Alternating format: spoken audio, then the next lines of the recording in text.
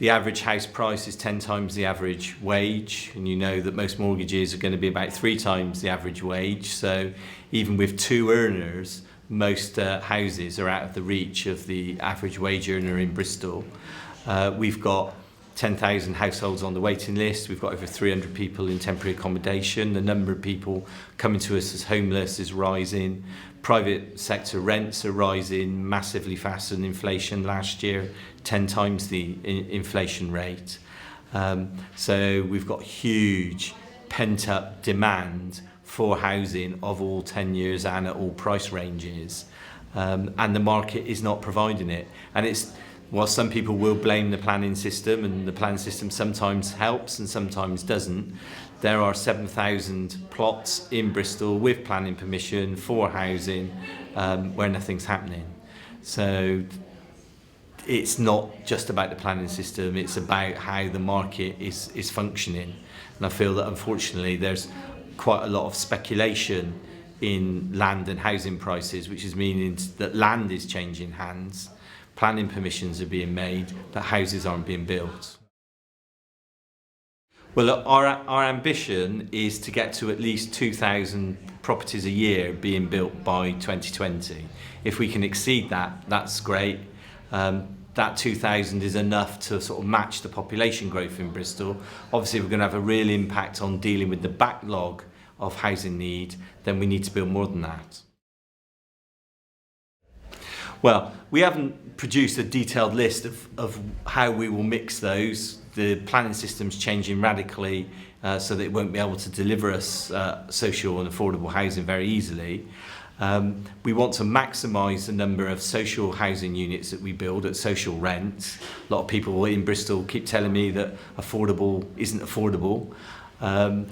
So to do that, instead of using the planning system has been used traditionally, we will be using our own land to lever social rents.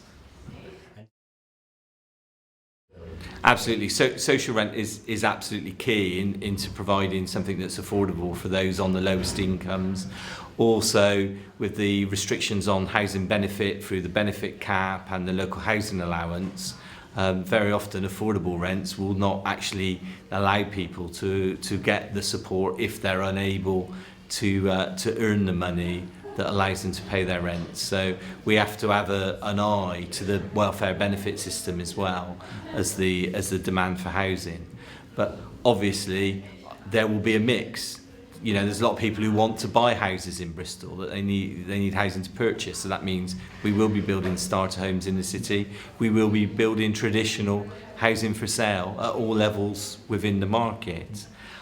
So it isn't about, you know, one size fits the whole of the city. We do not regard starter homes as an affordable product. That obviously you could argue that any home that's occupied is affordable in a sort of common sense definition of the word, and the word sometimes gets in the way of what we're trying to articulate. By affordable, we mean housing for people who can't access accommodation through the market, which in Bristol is an increasing number as private rents rise rapidly.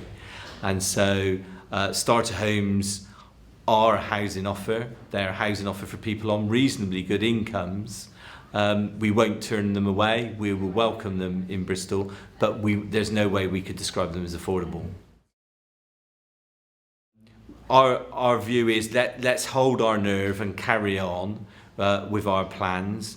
We're sure that, you know, when people start looking at where will they invest money, once people have settled down a bit from the shock of the result, they'll see that housing is an incredibly good, incredibly safe sector to invest in, whether it's for pension funds, whether it's in the bond market or traditional borrowing. And we've got no sense yet that there aren't people who want to invest in housing in Bristol. We think there are plenty who do.